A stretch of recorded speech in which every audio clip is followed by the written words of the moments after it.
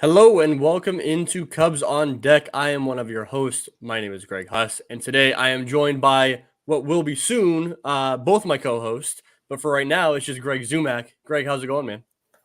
Oh, the just is just hitting hard in there. It's a But low yeah, you're blow, huh? right. No, it's the two Gregs leading us off with Bryan coming into close. With us, and we're just looking forward to talking some baseball. So I'm happy. I'm happy we could set this up. Yeah, so right now we are recording live on YouTube. This is the first time we're doing Cubs on Deck live. We've done things over on the Northside Bound YouTube channel as live, but this will be live on YouTube. It'll be archived over on YouTube, but it will also be on anywhere where you get your podcast, Apple, Spotify, all that good stuff that you typically listen to the Cubs on Deck podcast. It'll be there in your feeds. You don't have to worry about that.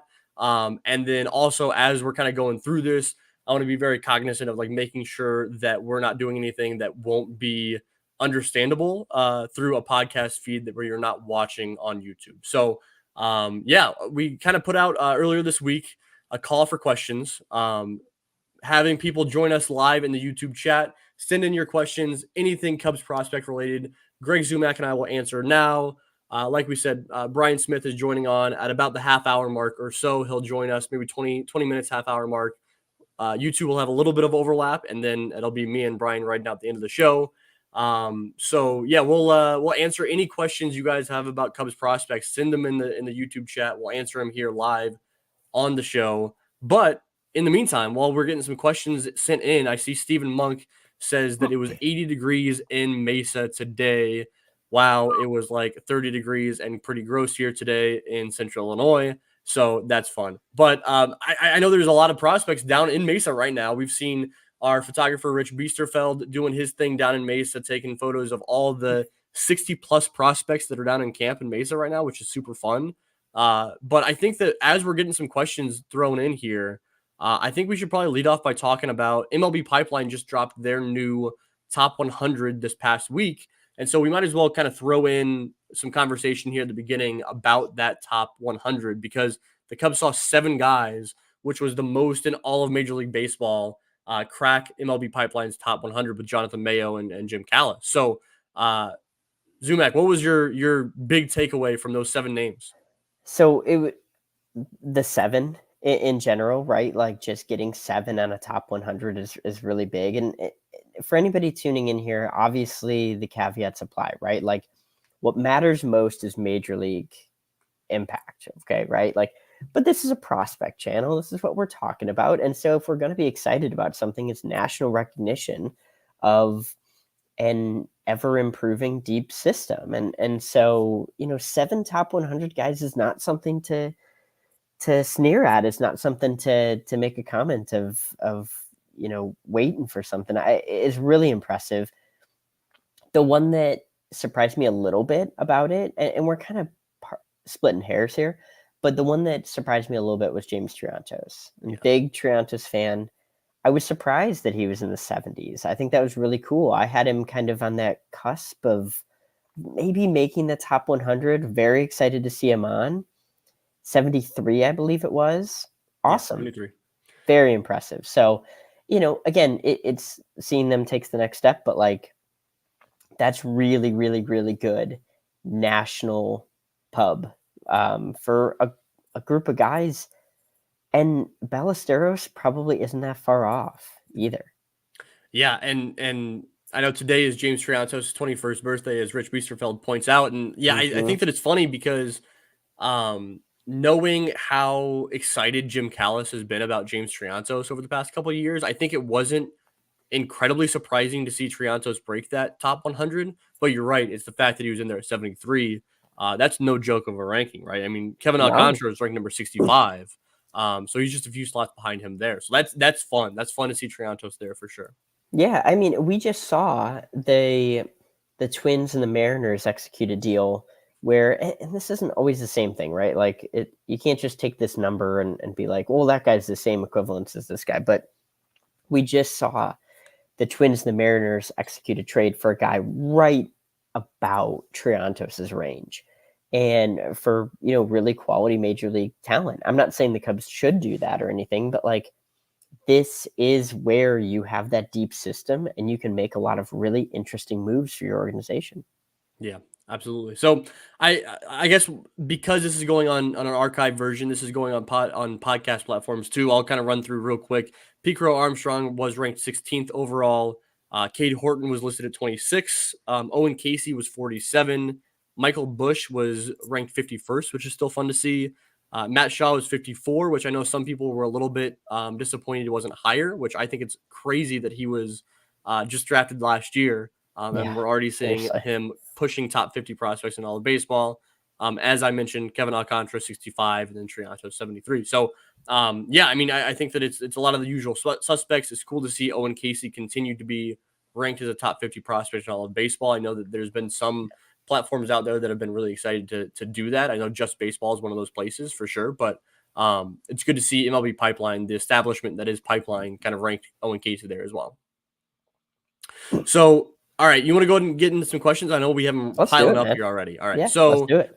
we'll just kind of go down the line. I know that we have something here from Jim saying that I see Jackson Wiggins is throwing again. Is he someone who could move through the system quickly? You want to take that one first? I'll piggyback. Yeah, so it really depends on what we view as quickly, but like if we're talking on the same like Kade Horton level, so I think that Jackson Wiggins has the type of high ceiling that like a Kade Horton could be. A lot wider range of outcomes, but like it's that same type of archetype. But Kade Horton moved really, really quickly. Like it was very clear that the stuff was there. He was able to incorporate multiple new pitches mid-season. The command was locked in, and he, by all accounts, was really consistent. That's honestly not too common of a situation for that type of prospect to happen outside of like your tip top prospects who are very experienced, and Horton really wasn't. So it was a really, really amazing outcome. Wiggins could move pretty quickly. The biggest thing is the control and command, because right now, what he did in college, the control command wasn't there. Yeah. It just wasn't. What I heard was, and what we've all heard now at this point, is that like he looked really amazing in the fall, but control and command is the last thing that comes back after Tommy John surgery. So like if that's somehow locked in, yeah, I mean he can move quickly. If I had to guess though right now, I'd say starts off the season in Myrtle Beach, finishes the year in South Bend.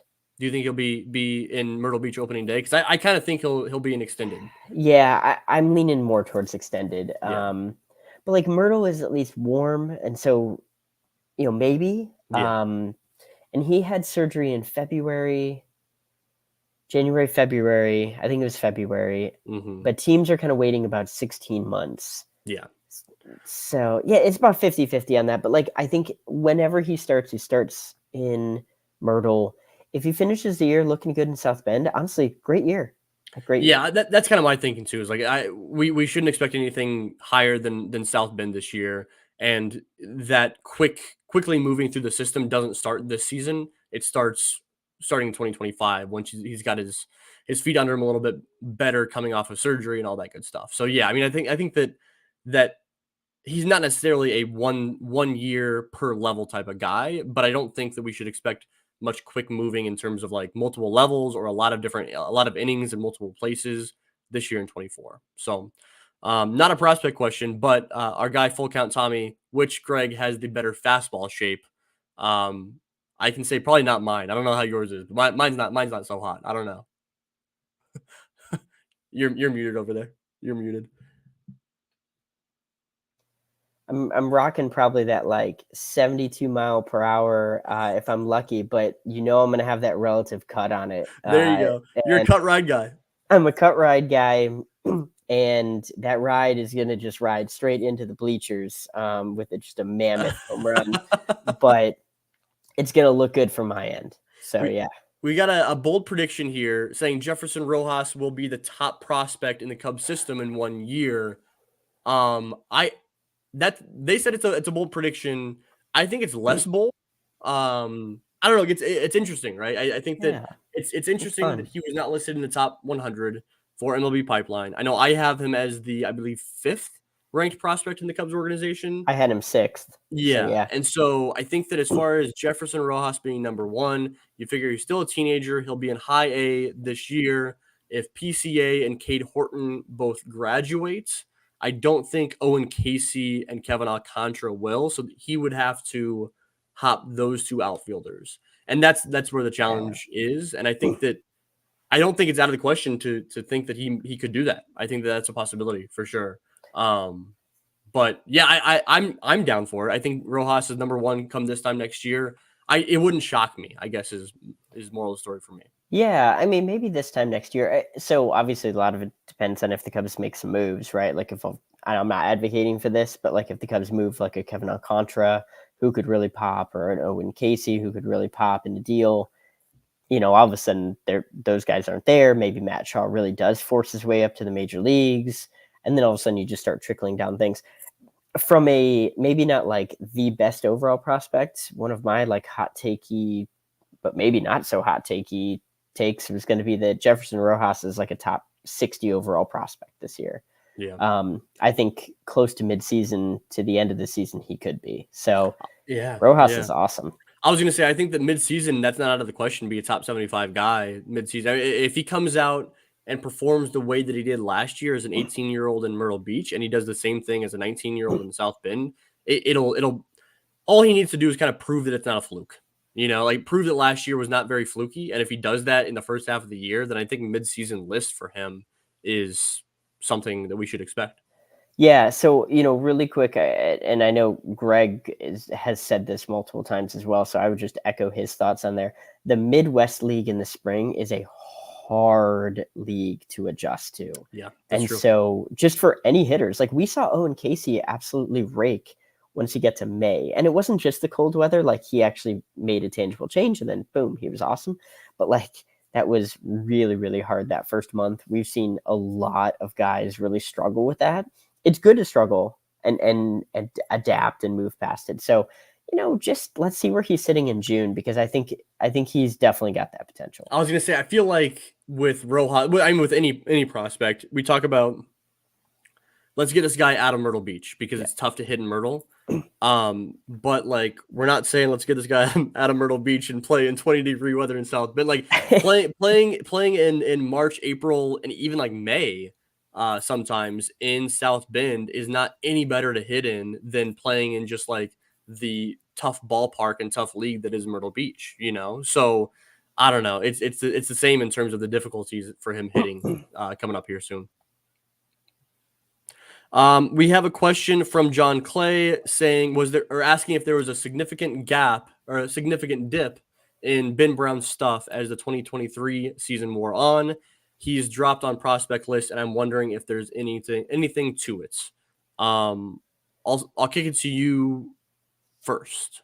I On Ben Brown. wouldn't say the stuff dropped. I do think that, so this is unrelated to Cubs prospects, but it will come back to Brown, is that I've been diving into a couple of specific guys outside the organization that pitched starting the year in Double-A, but then moved to Triple-A, and their stuff changed so dramatically, like mid-season, because of like the pre-tacked ball in Double-A, and then trying to lock in command after that was really, really difficult. So one of the pitchers, again, not Cubs related, saw the ride or carry on his fastball go from 17 inches, which is about major league average, a little bit better, on his fastball to 12, going to AAA. And just like having a prospect where you get success and you're throwing a pitch, and when you throw the ball, it moves a certain direction,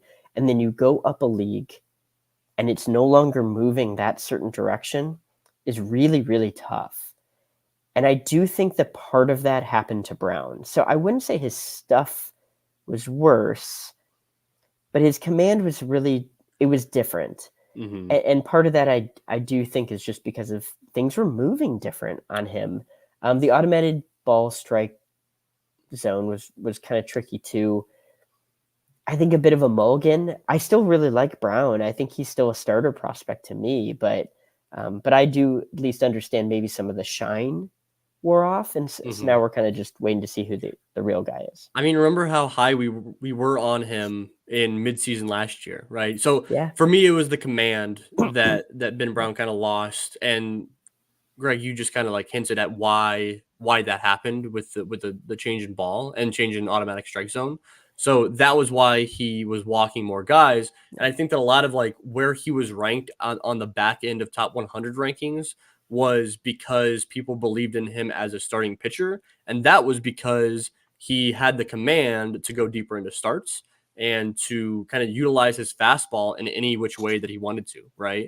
And so as the command went away, he relied more on his fastball to throw strikes, and it got hit around a little bit more. So like I think that command went away, and our hope for him being a starting pitcher kind of like waned a little bit. You know what I mean? So I think that's why you're seeing him off of top 100 list. I think that if you are a believer in Ben Brown, the starting pitcher, then like he's a top 100 guy for sure. You know, if you are more skeptical, then he's probably not as close to a top 100 guy. That's what it comes down to. That's the tricky part about prospect rankings and starting pitchers and relief pitchers and stuff like that. You know, it becomes really difficult. So, I think for me, like I didn't see as drastic of a dip in stuff, but it was harder for me to notice by like the eye test because I was so focused and so locked in on that command that was kind of severely lacking from where he was before, where he was throwing a lot of strikes and throwing it where he wanted to. Yeah, totally agree. Let's go, Michael Eddy, who is always in the chat because he's the best. Ask, what are the chances that Kade Horton follows the same path as Brandon Pfaadt and is a viable playoff starter by the end of the year this year in 2024? I'll lead off by saying I think that's absolutely viable. I think that's absolutely a thing. I've been kind of banging the drum that we could see Kade Horton in middle of this year for sure. In the dead of summer. And I think that by that point, once he gets called up to Chicago he's got a pretty decent runway throughout the rest of the year to kind of understand how to pitch in the major leagues and how to get out to that level. And I think by the time the playoffs come around and the Cubs are there, then I think he's ready to be a playoff starter. I think that especially when he's a guy that the Cubs have a rotation full of guys that are you have Justin Steele, and then you have a bunch of 3 and 4 starters. You know what I mean? And so I think that increases Kade Horton's chances by itself that he could be more of a playoff caliber starter as opposed to a guy that comes out of the bullpen. Yeah, I really do think he has that potential. Kade Horton has been very, very good in what I would describe as challenge situations. So like he was absolute nails in the College World Series, facing a very, very tough Ole Miss lineup. He was in the AA playoffs. I realize that that's not the same thing as Major League playoffs, although honestly, the environment at College World Series is not too far off. Kade Horton has that potential. He has the stuff. He has the command. As long as he is healthy and doing exactly what he was doing last year, I think he has that potential. And yeah, having him be a playoff starter, that's a dream come true. That's something the Cubs have not had in ages. I mean, really, he is probably the best prospect since Mark Pryor from a pitching standpoint. No exaggeration. I'm very careful about. I think that it's super easy for fans to take any prospect, like even the remote prospect hype, and like run with it. And so, like, I'm very careful about like when I'm coming on these airwaves and talking about prospects and not trying to limit expectations a little bit. You know what I mean? I'm very careful about that, and I'm struggling to find a way to do that with Kade Horton. Yeah, you know? I'm with you because I think from like a PCA standpoint, like you can poke or like address certain issues. With Kade, it's really just if this guy stays healthy, he looks awesome. Now, I don't think he looks like Mark Pryor, who was the best pitcher in the league that one year. It's terrible. We only got that, but really, like he's an impact type arm. The Cubs haven't had an impact type arm in so long. that it's really fun, and I'm cautiously optimistic. But yet, you said mid-season. I like that. I think that sounds good, and the Cubs rotation is set up really, really well to handle 3 or 6 starters. Yeah. I think it'll be fun where he gets slotted in from the get-go when he gets called up, let alone in the playoffs. So let's go ahead and move on to another question. We have Bryan Smith joining us. For you guys just joining the stream here, we got Bryan Smith joining us any minute here. He will join the show to continue answering questions here. We got a question from Vandy saying, hey guys, what does 2024 look like for Angel Cepeda, Derniche Valdez, and Alexis Hernandez? I'll kick it to you first on this one, Zumach. Yeah, I'm really big onto Angel Cepeda. He was the guy, and I know Vandy knows this, who is cued into the system really well as well. But he was the guy when I was asking around the Cubs and other organizations of, hey, what do you think about the Cubs IFA class? And he was the guy that they zeroed in on. He did not get the most money out of that group, and that's fine. I'm not knocking the other candidates here like Derniche Valdez, but Angel Cepeda was viewed as a guy that there was at least one other team that was really disappointed they got sniped on him. He looks like an advanced bat. He handled things well in the DSL. You don't want to take too much to the walk rate there, but like it was like a 15.4% walk rate. K's kept to a minimum level, hit well. I'm really excited for him. I really hope that he finishes the year in Myrtle Beach. And that's my like pick to click for next year. Derniche Valdez struggled a bit on K's. So, if I had to guess, I would say the complex league all year, and then trying to see if he can handle the K's. Hey, Bryan, in the complex league, facing kind of inconsistent pitching, but at least stateside pitching. Alexis, I mean, I don't know. Like, he shows some flashes, and I think we see him in Myrtle Beach, and maybe things kind of click with him. And I don't know. If we can get like a 90 to 105 WRC plus out of Alexis, I think that's a really interesting kind of spot for him. I think the Cubs are in a really interesting position here, and I'll kick it to you in a minute here, Bryan. Thanks for joining. Is that the Cubs have a lot of super young shortstop prospects, and this is not at all the same situation as we have so many shortstops, too many than we know what to do with. Actually, it's a perfect situation where we have so many ones that are promising and young that like most of these guys are not going to land. Most of these guys are not going to make it to the major leagues. Some of them won't make it to the upper levels of the minor leagues. We have another question here about Jefferson Rojas and Fernando Cruz and Josh Rivera. Rivera's a little bit different in this situation, but that's a lot of young shortstop prospects. And it's like, if the Cubs can get one of those guys to make it to the major leagues and have some sort of impact up there, then that's a success. So I don't know, Bryan, what's your thoughts on a young shortstop prospect that you have that you're particularly interested in watching?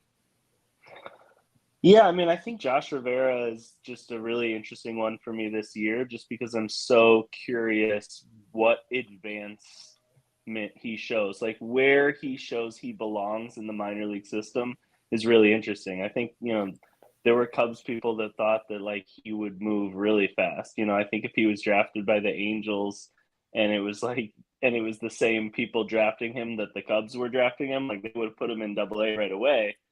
But, when he came to pro ball, it wasn't as sort of like super easy in high A as I think some people thought it would be. So I think it's going to be really interesting what he does, where he gets assigned and how he does there, because that's a guy that could like be I don't know, number 9, number 10 type prospect in a year if he has a really good season.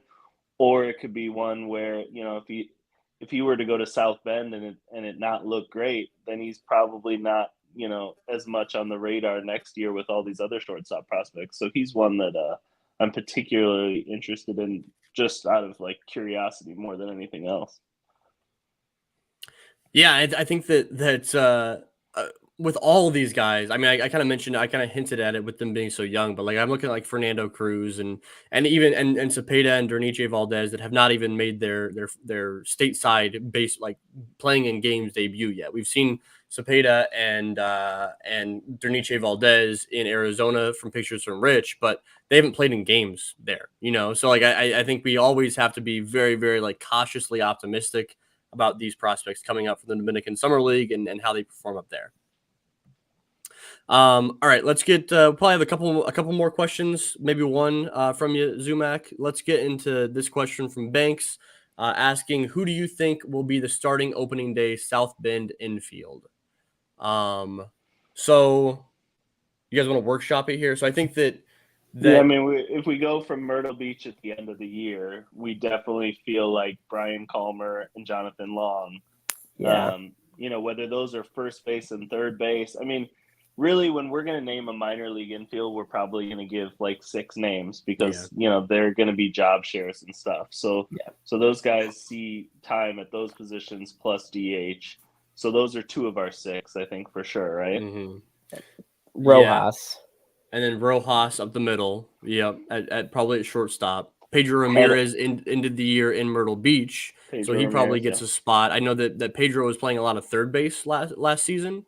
But with the combo of Jonathan Long and Brian Calmer, Pedro maybe gets shifted over to third base if one of them is DHing more often. But you might see a middle of the infield with Pedro at second, Jefferson Rojas at short. I would think at least one of Ed Howard or Josh Rivera ends up in South Bend. That might be one race that happens in spring training where the guy that looks a little better gets sent to Double-A somewhat aggressively, and the guy that's lagging behind a little bit goes to South Bend. Yeah, I mean, I would say from a Josh Rivera standpoint, I would echo what Brian's comments too there. I think he was very close to going to Double-A this year. Like even potentially right off the bat. And in some ways, like Matt Shaw kind of forced the issue that's just the route they wanted to go. But there were some people in the Cubs organization, kind of like what Brian was talking about, that just thought, you know what, he's 23 or about to be 23. Like, let's just send him right up there. He played in the SEC. So I could see them doing a bit of an aggressive move with Josh Rivera.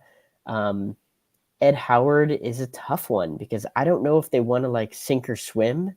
Do they want to send him back to South Bend for a third straight year? Like maybe, but also like that's really something that I would just trust their judgment on, knowing the person and the player. Yeah, I'll throw one more name in the mix that will get playing time at multiple positions, but he's an infielder. Is Rayvaj Garcia. He was really good last year for Myrtle Beach. Really good. He probably spends most of his time at second and third, but I wouldn't be surprised if we also see him get a few innings at short, some at first base, some in the corner outfields, and I think that he'll be all over. But like he's in quote unquote infielder for sure. Yep. But let me ask you guys something, because something I've just been wondering about with Ed Howard specifically is, do we see the Cubs expand his defensive tool set to give him an option to move up? Like he came into the organization as this like shortstop, no doubt. Yeah. The hip injury affected things. You know, he got some time at second. Do we see them expand that to try to give him as big of an opportunity as possible? Something like a center field, something like a third base, and just try to, again, kind of give him as strong of a foundation and a chance as possible to continue to move up. Yeah, I mean, Brian, I have not heard anything about this. No, I have just been pondering this for the past, I guess, few days, maybe a week or so. I mean, I think really it's that situation with Ed Howard that, I mean, obviously a lot has to go right over the next couple of years, to start off. I think you're looking at a situation where we were looking at Luis Vasquez over the past few years prior to last year, and you were like, he's so slick over there at shortstop that all he's got to do is hit just a little bit, and he'll be kind of putting his name on the map. Right.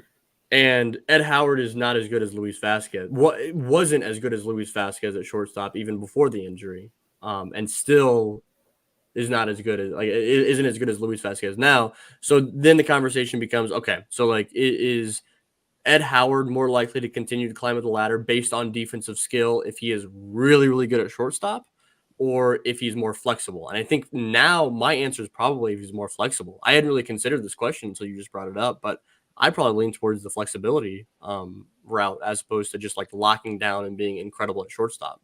Brian, what are your thoughts? I think you asked the right question there, Huss. But I think I would go with the other direction. I don't think that playing more positions necessarily increases his odds in the bigs. I think it's got to be on the back of the middle infield defense. And so really what it means is he's just got to hit more. So if anything, what I would almost want him to do is be like, hey, we know you're good enough at the defensive part. Like, we're going to have you DH here for like 2 weeks. And like, you're only focused. The only thing we want you thinking about is hitting. And it's like, it's sink or swim from an offensive sense, because if we can't get you to be, above average in high A or even double A, then, what does it matter anyway, I guess. Yeah, and that's a tough sort of reality at this level. That's a good call. Yeah. Zumach, before we let you go, is there anything else you wanted to kind of chat about here? No, I can probably take one more question though if we've got it. All right, let's see what we've got.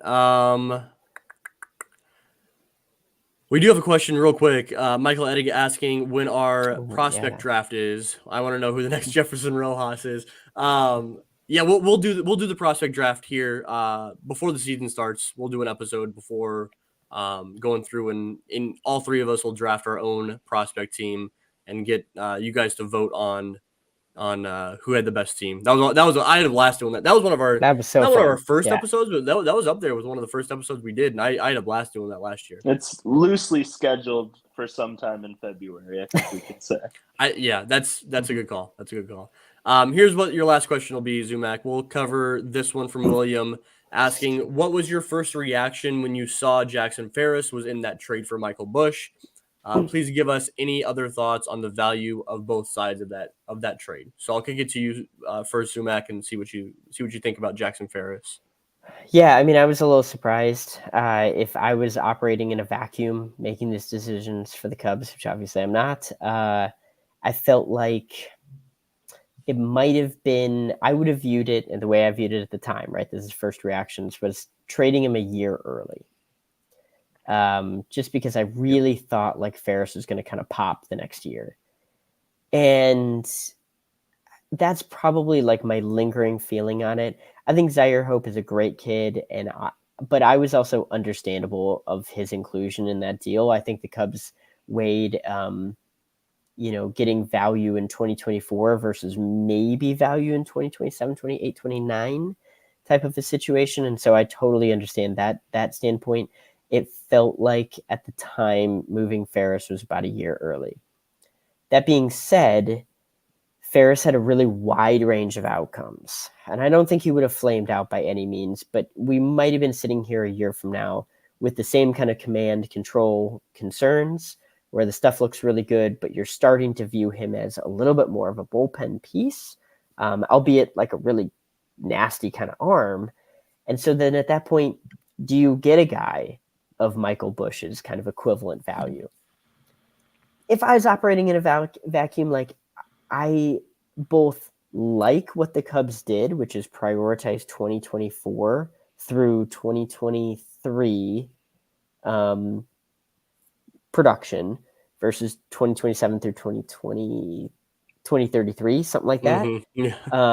I'm trying to do the math really quick here. Yeah. But like, I do like that. That's exciting to be in a buy now trade versus a hope for the future kind of a situation. I still would have tried to maybe work things a little bit of a different direction, I guess, if I can say that.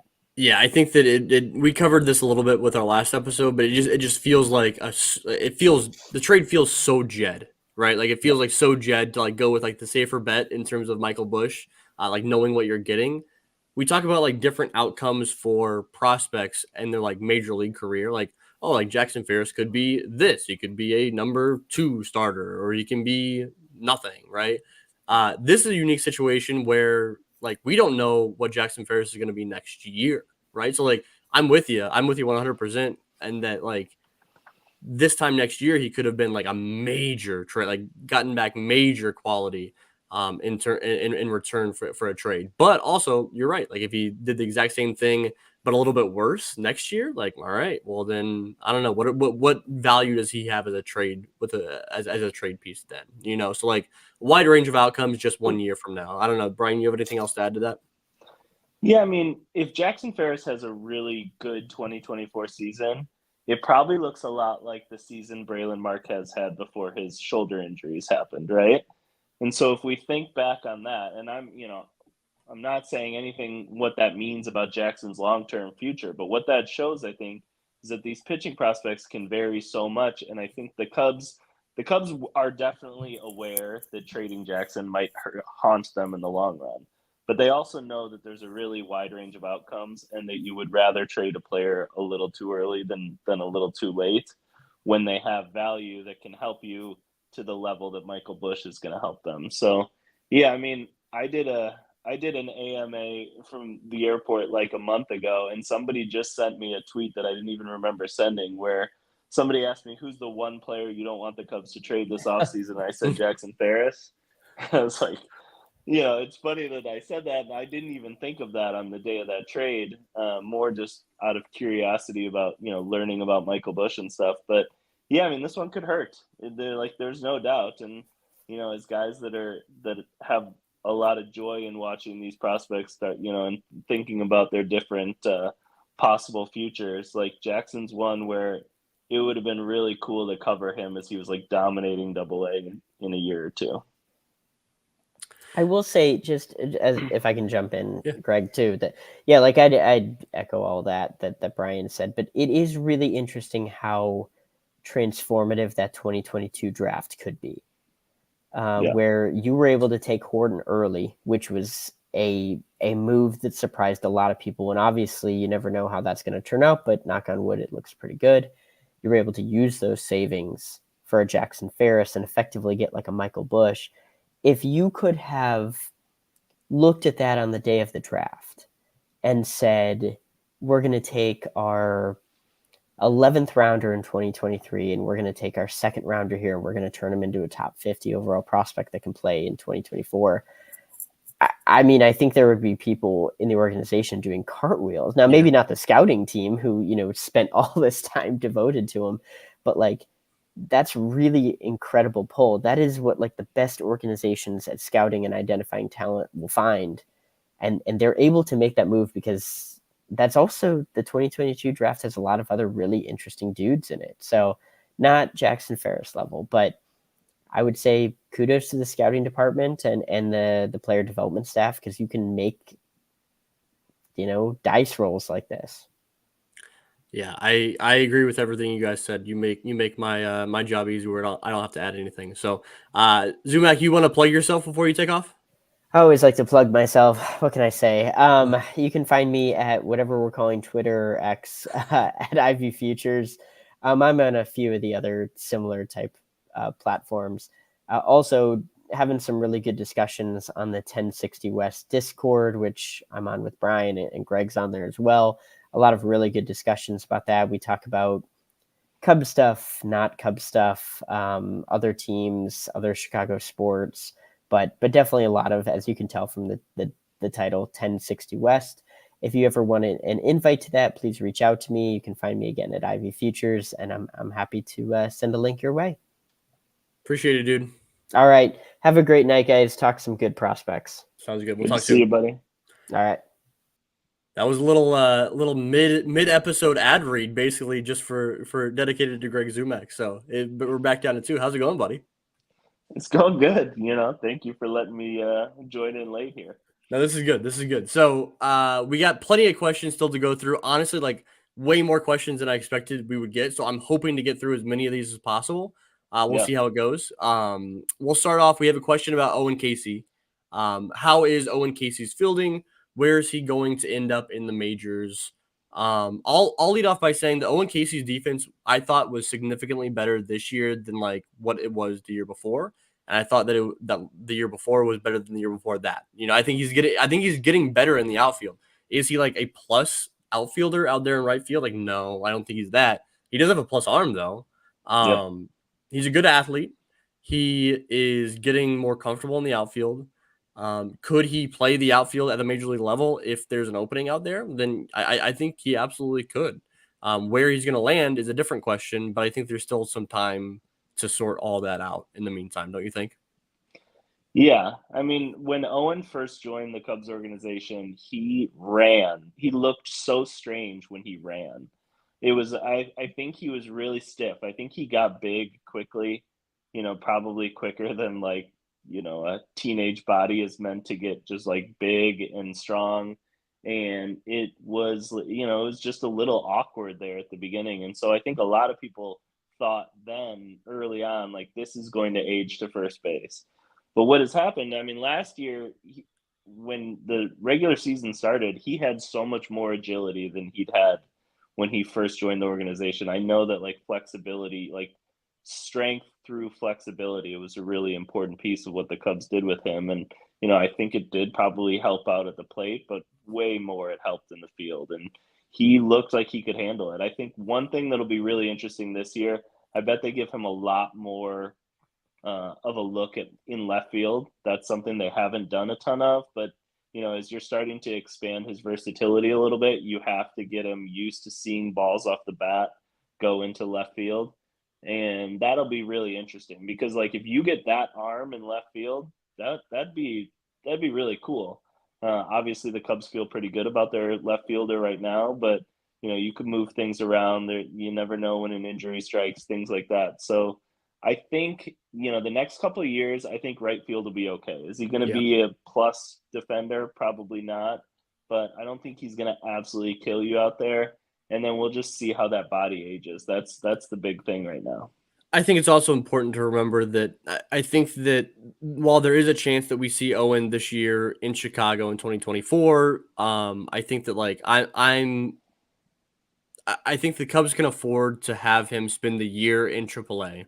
Just have him sort everything out, have him get comfortable in AAA, do his thing, and then we kind of see him in 2025. I think, and then he has some growing pains in the major league level in 2025, or 2024 and 2025, or just 2025. Regardless, I don't think he like really establishes himself until 2026, and then at that point, like there's so much can happen, right? In terms of like a spot for him. I know that Rich Biesterfeld grabbed a picture of Owen.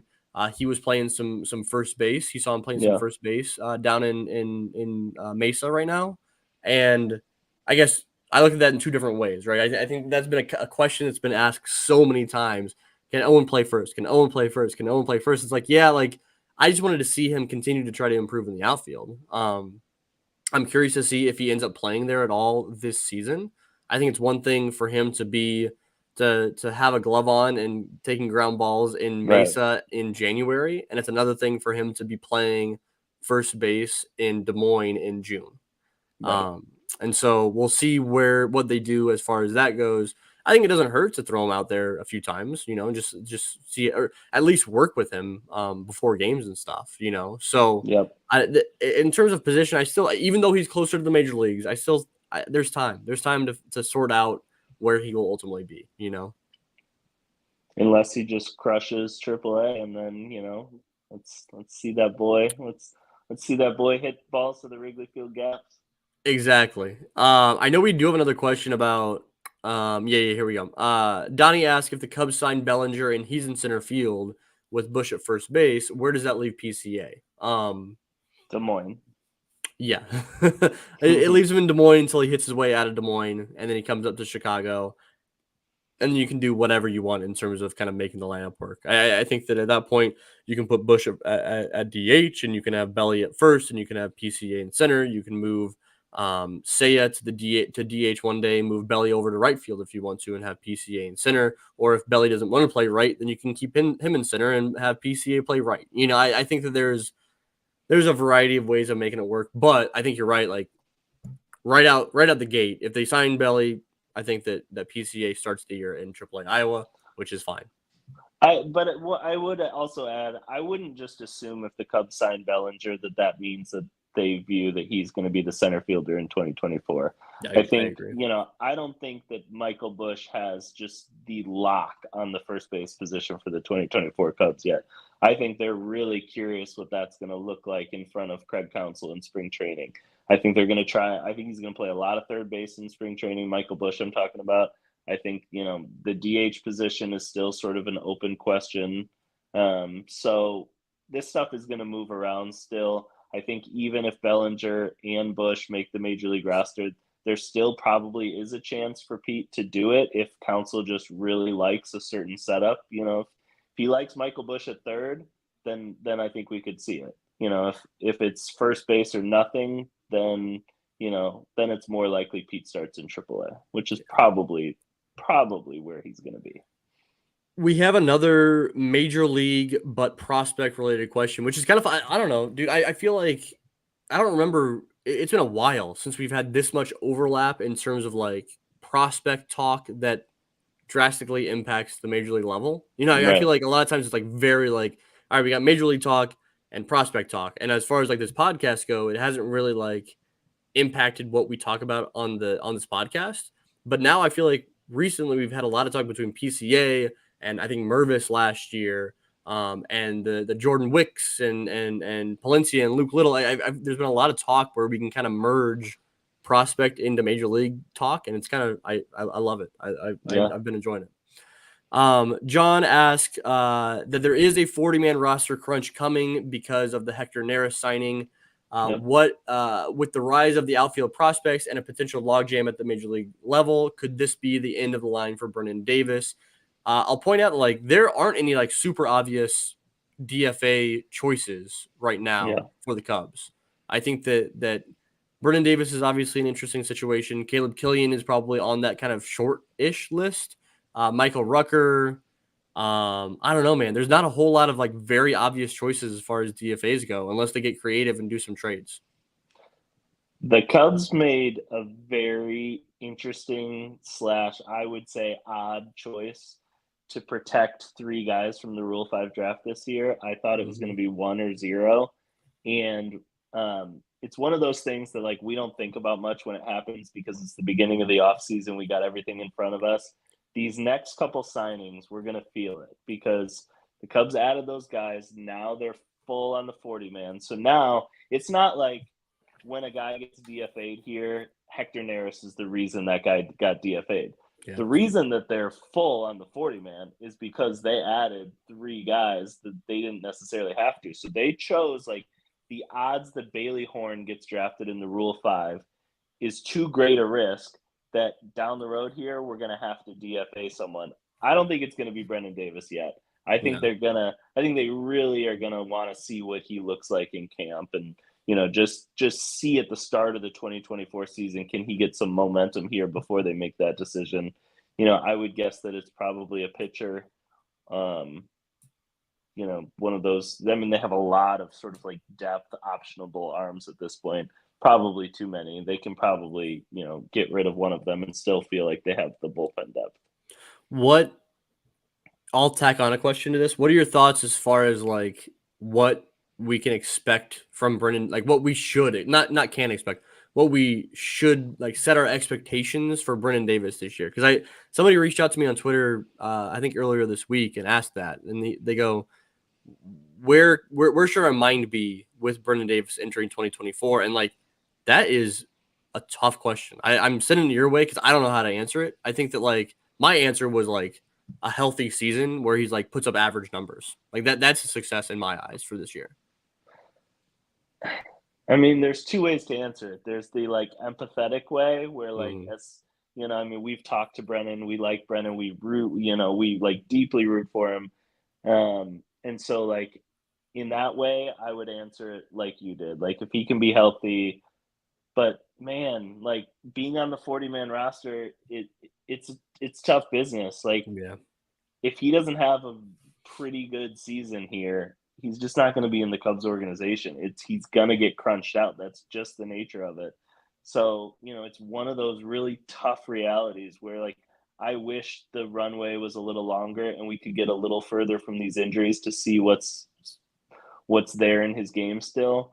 but I don't know. Time's running out. He's going to need to have a good first half of the season to sort of reestablish some internal value here. It's just the nature of this business. Yeah, because coming off this 40-man roster talk, I'm sitting here thinking, like, my initial reaction was like that healthy season where he puts up average numbers, and that would be like awesome. Like he did that. But at the same time, if he goes full season of average numbers in AAA this year, he doesn't get called up to Chicago, more than likely. And then we enter next season where, like, will he make it an entire offseason next year, having put up just average numbers in AAA? Right. I don't know. I'd say probably not, right? Like that gets tricky. So yeah, Yeah, I don't we know. have, so we talked about Owen Casey. Like, Owen Casey comes to the 40-man roster next year. Yeah. If BJ Murray has a good season, he comes to the 40-man roster. I know there's more guys that are due to be added, and then breakouts happen. Like the crunch just comes for everybody at some point, and eventually you probably have, once you're added to a 40-man roster, you probably have about 2 seasons to look like a big leaguer, or you move on. And so I guess the real answer here, I think, is Brennan has to look like a big leaguer. Whether he never makes it to the majors and he just does really good in AAA, that'd be fine. But wherever he plays, he needs to look like a big leaguer. Yep, I agree with that. All right, we've got a question from Richard Wilkin asking what young pitchers could surprise us this year. I don't know. This is always probably the toughest category of player to predict or get excited for, is the pitchers that are in the lower levels of the minors, whether that's a complex league or even Myrtle Beach or even up to South Bend sometimes. Do you have anybody that comes to the top of your mind? I didn't cheat and leave my spreadsheet open with all the guys. So, unfortunately I don't have someone right in front of me, but I'm thinking, I know Brody McCullough is a guy that has been asked about from other organizations that people are pretty high on. I think that the smart organizations that talk to Cubs about trades this offseason asked about him a bunch. So, that always tells you, okay, there's something more under the hood that people are seeing. I don't know how you could have even read this question as a Ball State alum and not wanted to go with your Ball State guy, Ty Johnson, as a guy that breaks out this year. But the other place that I go is the guys coming back from injury. That's one where you surprise, right? Is we sort of stop thinking about you and you come back and you're really good. Will Frisch is a guy that I doubt many people even hanging out here in the chat even remember the Cubs drafting Will Frisch, and I think paying him above slot money, if I remember right. Lost last year with Tommy John, was a guy that kind of like Jackson Wiggins, they saw right before the college baseball season was looking really good, and then he gets injured before he does anything. But I think there's some optimism about him. So I don't know. Maybe I'll say Will Frisch. That's my official answer here. I like that a whole lot. I'm excited to see Luis Martinez Gomez this year and see kind of what role he's utilized in. Yeah. I don't he very likely won't be a true one inning reliever. He'll also very likely be assigned to Myrtle Beach out the gate this year. And so I'm curious if he's used as a starter, if he starts games. We know early on in the season in Myrtle Beach, guys are not starters in terms of going 5 innings. Hardly the entire year long, are guys in Myrtle Beach going 5 innings and stuff like that. But early on in the year, does he start off the game and go 2 or 3 innings? Does he come in relief and go 2 or 3 innings? Does it matter if he does either of those things? Luis Martinez Gomez is super exciting for me in terms of that and what role he's used in. And then the other guy that I've just kept an eye on is Luis Rujano. I'm just excited to see what he does. Again, probably starting off the year in Myrtle Beach, and then I'd like to see him get up to South Bend, and I'd like to see him continue working as a starter. I think it could be fun seeing what he can do with a starter's repertoire for sure. What about Cohen Moreno? Maybe the guy, Yeah. Cohen just gets a little, if he gets 10% better command, 10% better stuff, gets 10% stronger, that's a guy that I think could find himself as in a whole nother tier of prospect And Cohen starts the year off in South Bend, probably, don't you think? Yes, I believe so. Yeah, I think that's another guy where it's like, all right, what role is he used in? Yeah. You think he's back to a starter? I think, whether it's starting or piggybacking, I think he's going to be like a 3 to 4 inning guy out of the gate, and then you see what happens. All right, we got a kind of a question from D West, just saying Matt Shaw, superstar? Question mark. You want to talk about Matt Shaw at all? No specific question, but I think it's always fun to talk about a guy who's a top prospect in the org. I mean, superstar, that type of player. I mean, it'd be hard for me to imagine superstar. I do think that there's like some like Marcus Semien high upside there that would be fun to explore. Like Michael Young, maybe something like that. I'm going to just only Texas Rangers infielders, I guess. The thing with Matt Shaw that like holds me back from superstar talk and makes me think just a regular is, I've talked about this before, maybe even on the pod, is just like he really sort of hits down at the baseball. And I do wonder if the power that we saw at Maryland, the power that we even saw a little bit when he became a pro, like, is he going to be able to like find that power, like leverage the baseball the same way against the highest end pitching? Part of me, if I was going to project Matt Shaw right now, I would be lower on his power potential than I think a lot of like the most optimistic scouting reports you read. But I think his feel is so good that even with sort of like slightly below average major league power, he still can be a valuable regular. So I see regular. I still need to be convinced of star. Yeah, I actually feel pretty comfortable with like we talk about the different like wildly different projections with prospects, and like for a guy who was just drafted last year, I feel awfully confident in like projecting major league regular for. Like Yeah. I that doesn't happen very often where I feel that confident that quickly. I don't know, like stars are hard to come by, man. Like there's not many stars in Major League Baseball, let alone Right. superstars. So like I don't know. He's gonna be fun as hell to watch. Like he's gonna be a blast to watch play baseball in Chicago, just like he was a blast last year in South Bend and Tennessee. He's There's gonna be just fun to people watch. like when Nico was in the minors, Yeah. like you just like belong, and Yes. he just has that ability to look like he belongs, even when it's like weird that he's at Double A, just like he just looked like he was where he was supposed to be. And I feel like he'll end up in Chicago some way or somehow in 2024, and like he just won't look overwhelmed. He's a baseball player. He's a ball player. Yeah. All right, we got a question asking, are there any prospects that you believe the Cubs are much higher on than the prospect community? They're guessing Wiggins and Gray. Yeah, I I'll mean, lead off. Wiggins for sure. I'll tell you Yeah, that. yeah. I think those are actually two. I think that based on their actions, I think that those are two really good picks. I think Jackson Wiggins, based on where they selected him in the second round, how they gave him the signing bonus that they did. I think that all the actions towards Jackson Wiggins say that they're higher on than most teams probably. And Drew Gray, I think that like trading away Jackson Ferris, I think just throws a little extra vote of confidence Drew Gray's way, in my opinion. And so, like, based on their actions, yeah, I'll tell you, like, to answer this question of like other prospects that the Cubs are higher on than the prospect community, if I'll say if I knew the answer to that like completely, I would rank those prospects higher on my top prospect rankings. You know what I mean? Yeah. But those are the two guys I would go to, Wiggins and Gray for sure. Yeah, I'm trying to think who else. I mean, Porter Hodge, just from getting added to the 40-man, tells you, I think that, maybe there's a chance he starts the year in a rotation in the minor leagues. Probably it would be Double A. So I think the Cubs still believing that their starter upside there would make him higher than like mainstream outlets are.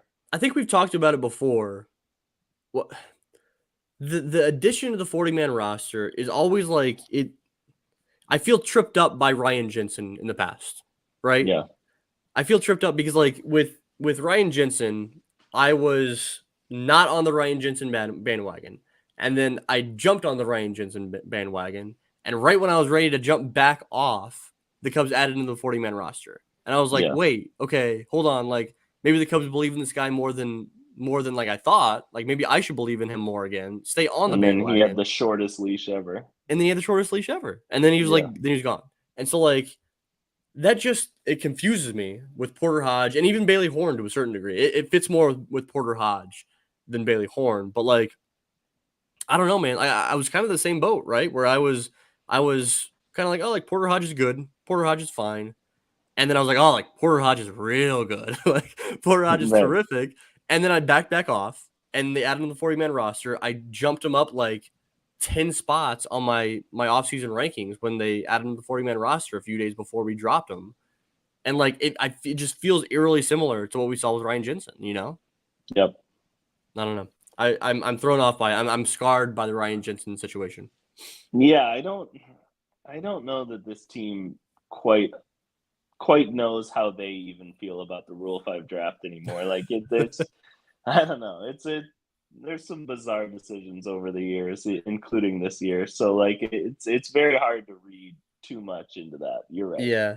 And if you're looking at the Porter Hodge and Ryan Jensen like situation, you can turn to the reliever side of things and look at Bailey Horn, but what's more accurate is probably looking at Michael Arias and saying they added Manny Rodriguez to the 40-man roster a few years ago. And then he kind of like he like hung around and he was good, and the next thing you know, he's out of the organization by trade. You know, it's so weird. It's so weird, man.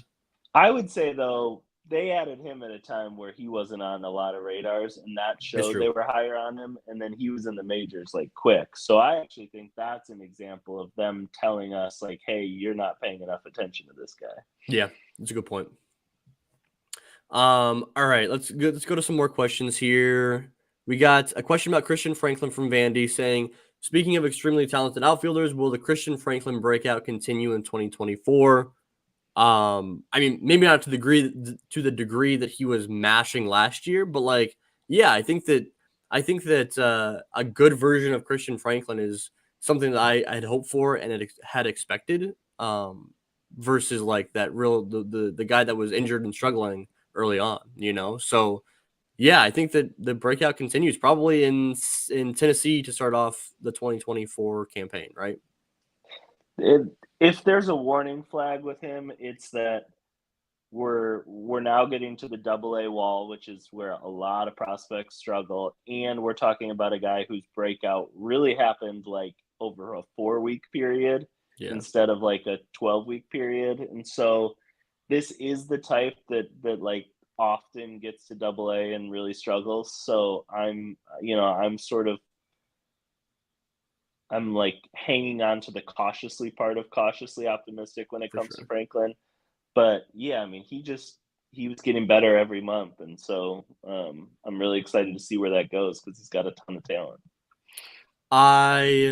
The thing I'm most concerned about Christian Franklin is that he cut his swing strike rate down like a real considerable amount. Like that was his major concern coming into the draft. Like when he was drafted, it was like he swings and misses, particularly at high fastballs, but like he just swings and misses too much. And like he had like one of the better swing strike rates in the organization last year. So like, is that legit? Because if it is legit, then like he found something. He unlocked something. If it's not legit, then like something's gonna have to be fixed again coming into 2024. You know. Yeah, I mean that's a good guy to watch like the first 3 weeks of this year, especially like he's going to get a lot of those high fastballs in AA, and they can spot him a lot better than he's ever seen before. So, you know, we never want to overreact to early results, but like that's a guy where I think we're going to be able to sort of watch the tape and see like, okay, does he belong at AA or is this like a stretch and it's going to be a struggle of a season? Yeah. I think we'll get some answers pretty early there. All right. We just passed the hour-long mark, and we got a couple more questions I want to hit on, and they can probably be a little bit quicker answers. But I really like them here. From Michael Eddy, which is more likely for Matt Mervis moving forward? Does he get traded or turning in any 1.5 to 2 war season on the Cubs at some point? What are your thoughts? I mean, I think it would be a higher percent chance that he gets traded. But I think that like we've gone a little too far south, like as a fan base, feeling not great about him. 1.5 to 2 WAR is is a relatively low bar. If the at bats are there, I think he could do it. But yeah, I mean, if you're playing the odds here, the more likely thing is getting traded. I agree. Another one, does PCA get protected from lefties this year? Obviously in AAA, no. At the major league level, it's going to be entirely dependent on like when he gets called up, what the situation is when he gets called up. I don't think he's going to get thrown into the fire as far as lefties go, but I don't think they're going to be like platooning him, I guess is my take on it.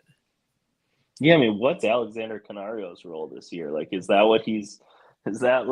going to be like soft side platoon guy in Chicago? Is he going to be playing every day in Iowa? And like, if he is, then like, where the hell are they going to find enough at bats for all these outfielders? Like, I'm so like sorry to like change your question, Michael, but like that question makes me wonder. Just like that Alexander Canario role is like the most interesting thing to me.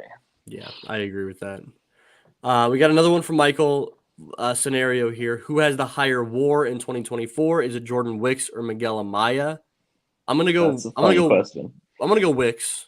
I just think the tricky part is like Yan Gomes is an older guy, and Yeah. So how much playing time does Miguel Amaya end up getting? I think my answer is still gonna be Jordan Wicks here. I think that I feel, knock on wood, confident in Jordan Wicks' durability to like log a lot of innings in Chicago this year, even as a rookie. And so like I think that's where I'm like gathering his WAR from if I'm picking up the WAR pieces, I have Jordan Wicks like earmarked on my depth chart as starting pitcher number 5, so I will say him. If you have Jordan Wicks earmarked as starting pitcher number 6 on your depth chart, I think that'd be totally defensible to do that. And then I would say Miguel Amaya would be my answer. So I think the entire thing hinges on, do you think Wicks wins a rotation spot out of spring training or not? That's a good question. I dig that question a whole lot. That's a good one. Yeah, that's cool. All right, last question here. We got last question. It is from Mike asking, yes or no, we will see all of Michael Busch, Pete Crow Armstrong, Owen Casey, and Matt Shaw in the Cubs lineup by August 1st. I will make this a little bit I'll bump that back. I'll just say this year. I think my answer at least is definitely not August 1st. I don't know about you, but I would say definitely not. What about this year between Busch, PCA, Owen Casey, Matt Shaw? I would say, again, if we're playing the odds game, I would say no. Matt Shaw and Owen Casey do not need to be added to the 40-man roster during the year, and so they're going to have to go out and like win spots. And not only are they going to have to win spots, but spots are going to have to be there in Chicago to be won. So like that's a lot of things coming together. So I think if you're expecting all that to happen, it's just like now you're parlaying 4 bets essentially. Like you're not just making one, and so the odds just keep getting higher and higher, right? I mean this in the best way possible. That's a real degenerate question. I love it. Like that. I really do love this question from like a prospect perspective. I think that like I'd go in terms of like number of at bats logged in Chicago this year. I'd go Michael Busch, then PCA. I go Michael Busch, PCA, then Matt Shaw, and then Owen Casey. Yeah, I mean, the Owen Casey or Matt Shaw, who has more at-bats for the 2024 Chicago Cubs, is a really fun question because, you could go a couple different ways there, and like any outcome wouldn't surprise me. So that'd be that'll be fun to see where it goes. Yeah, I agree. All right, man. I think that's where we're going to end it. We got just a ton of questions in here, and I can't thank you guys out there listening enough for participating in this first ever Cubs on Deck live show. Like I said off the top here, we've done, and like people probably saw us like promoting this online, and I felt like everyone like really helped promote it alongside us, and like the response we got from people was really great. Like meant a lot that people were sharing that link and gassing up this live stream. I appreciate it. I always appreciate you guys out there gassing us up. So Bryan, anything you wanna plug your social medias? Yeah, I'm on. Well, I don't even know where I am anymore. I guess I'm on X once a week or so. We're gonna see. We're gonna see what happens come the season. I'm still trying to figure things out here, people. So just hang with me. If you want to chat baseball, then hit me up and we'll get you that Discord link that Greg Z was talking about earlier. That's probably where I'm talking the most baseball these days. But I'm gonna try to return to being a somewhat daily presence on the internet again. We'll see. Yeah, I was gonna say I might try to throw that link, see if it works in the YouTube chat, potentially, or even the show description on the podcast platforms. I'll see what I can do there. I'll try to throw that in there. Yeah, you can find me on Twitter, out of the vines, on the Cubs on Deck, at Cubs on Deck on Instagram, on Threads. I'm on the Discord over there as well. And then yeah, you subscribe on anywhere where you listen to podcasts, Apple, Spotify, iHeartRadio, all that good stuff. You can find us over on the Northside Bound YouTube channel where you're potentially watching this live stream. You can go back if you want to watch me, Bryan, and other Greg live on what we were doing live on the screen. Really, we're doing this live, but like I never really edit a whole lot out of the podcast anyways, and so really you're seeing live versions of this podcast every time you tune into the show. So that's a spoiler alert. He just edits out his mistakes, people. You guys don't Just see mine. the many attempts at starting the show that get edited out. That's about it. But thank you guys so much for listening and tuning in, and we will likely be back in your ears in 2 short weeks. And like we said earlier, the prospect live or the prospect draft will be coming up sometime in the month of February. So be on the lookout for that. Thank you guys, and we'll talk to you guys soon. Go Cubs.